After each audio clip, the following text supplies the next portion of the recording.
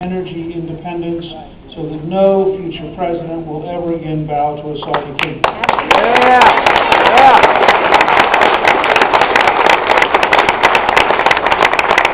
If we adopt the national strategy of energy independence, we will create millions of jobs here at home. We will reduce the cost of government as people leave unemployment, Medicaid, welfare, public housing, and food stamps and end up earning a living, taking care of their family. We will strengthen the dollar by keeping the money at home instead of sending it overseas. We will increase tax revenue to the federal government as people go to work and as companies make money. And we will lower the cost of gasoline. If you look at the increased production of natural gas, since 2008, the price has dropped from $7.97 a unit to $2.05. If you had the same decline in the price of gasoline, it would be $1.13 a gallon. That's how big the change is. And so we need an American strategy to develop an American energy program so that America would be liberated from having to worry about the Saudis and others. And at that point, we can say to Europe, China, India, and Japan, you have a problem in the Strait of Hormuz. We don't. And you have got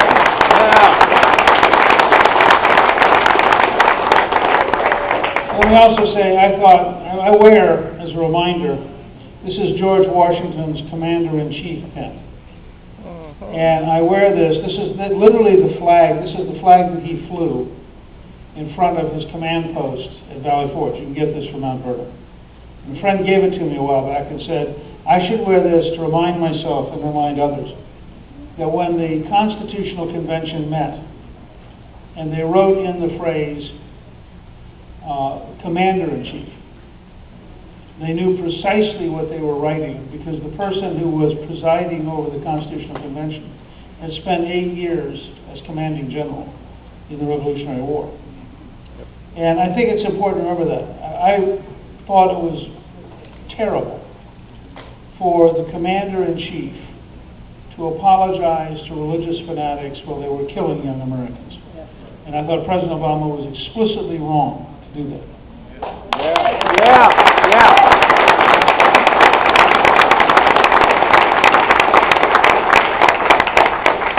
The entire excuse that they gave,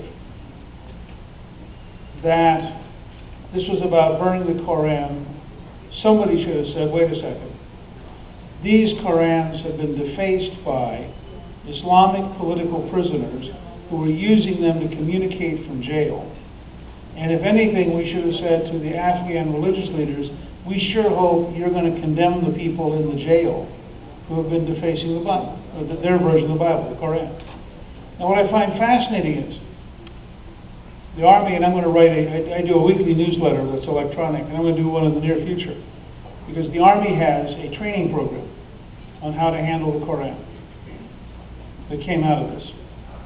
And at the very end of the Army training program, and I'm going to publish the whole training program, at the very end of it, it says, that which others hold sacred, we will treat as sacred. And my position is, okay, let's put President Obama to the test. He wants to hold the Koran sacred because that's what others hold sacred. Fine. So does that mean we can put crosses back up in the United States?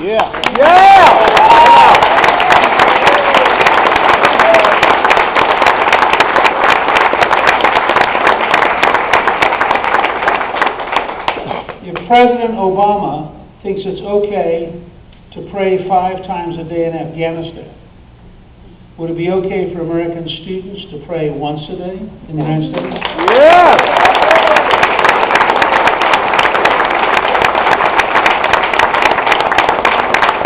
If President Obama wants to apologize to radical Islamists, maybe he should also apologize to the Catholic Church and right-to-life groups in the United States.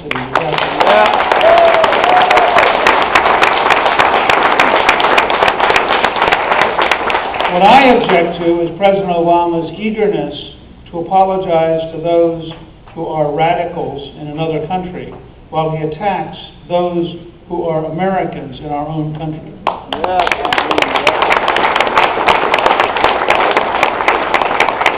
Let me mention one other example of where I think we have to be prepared to stand up for our rights. Remember I said Washington and the people who wrote our Constitution had fought an 8-year war. This is how we got to be a country. Something we should teach young people. We didn't just magically appear. We had people, remember the Star-Spangled Banner, close of the first verse. Land of the free and home of the brave. Connected. If you're not home of the brave, you're not going to be land of the free.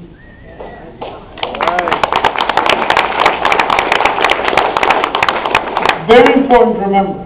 This sometimes surprises people. The Constitution does not give us the right to bear arms. The Constitution says, in the Second Amendment, the right to bear arms shall not be abridged. Now notice the difference. It assumes you already have the right to bear arms before there's a Constitution. Now,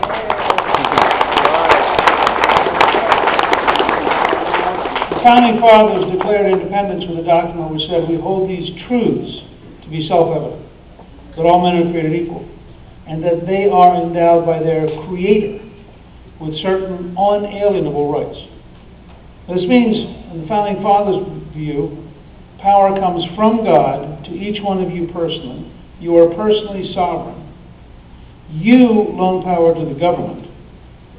The government never loans power to you. And that's why the Constitution begins, we the people. It doesn't say we the politicians, we the judges, we the bureaucrats. It says we the people. Now let's take that model and go one step further. If that's what they believed, then where does the right to bear arms fit? Well, I believe that they clearly thought that it was an unalienable right from our Creator. For this reason, the people who wrote the Constitution knew that on April 19, 1775, when the British Army went to Concord and Lexington to confiscate the weapons, if we had been like a European population, passive, disorganized, and intimidated, there would have been no revolution. It would have been over. But the land of the free and the home of the brave, the British Army collided with American militia who had been practicing for months, who were armed. And the result was they were defeated. And they were then harassed all the way back to Boston. It was an enormous shock. Now, all the Founding Fathers understood that if your rights to life, liberty, and pursuit of happiness are going to be unalienable, there had better be an unalienable right to defend your rights. Yep. And that's why in the Federalist Papers, Madison writes, in Europe they can't allow people to have weapons because the government is afraid of the people. But in America, everyone can have a weapon because the only government we will tolerate is one that doesn't fear us and we don't fear it. And it's very important. So, let me just close by reminding each one of you, our safety and our freedom is permanently precarious. We live in a world of people who, for one reason or another, would like to destroy us. Sometimes it's because we're natural competitors. Sometimes it's because we have fundamentally different worldviews and religions. But we live in a dangerous world. If we're going to remain free and safe, we have to honor veterans of the past. We have to equip, support people serving today. And we have to make the investments necessary to ensure that those who will serve in the future have the best equipment, the best training, and the best support in the world. Yeah. So, I really appreciate all of you being here today. I thank you very, very much. And I look forward to seeing you in the future. And thank you for welcoming and praising our veterans.